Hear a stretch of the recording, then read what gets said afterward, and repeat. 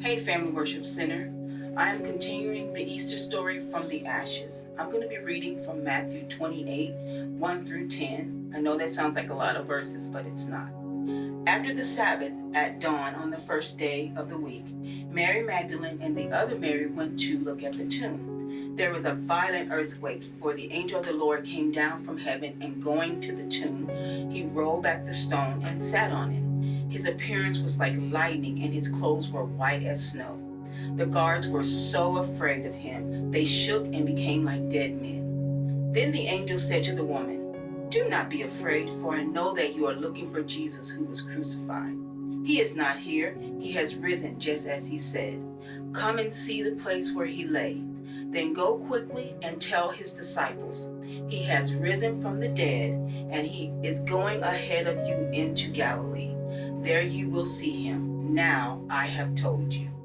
So the women hurried away from the tomb, afraid yet filled with joy, and ran to tell his disciples. Suddenly Jesus met them. "Greetings," he said. They came to his feet, clasped his feet, and worshipped him. Then Jesus said to them, "Do not be afraid. Go and tell my brothers to go to Galilee. There they will see me." Sometimes we forget that we need to be reminded that Jesus conquered death. He is no longer in the tomb. Jesus isn't just risen, he is living, and he is Lord. The realities of life sometimes come crashing in around us. You know, we have trials, we have tribulations, we have financial issues, we have loved ones that have passed. Now we're sheltering in place during this COVID, not being able to be physically together, and this is hard for some of us.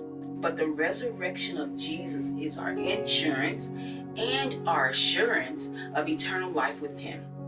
His victory over death means the life of every one of his believers matters and it counts.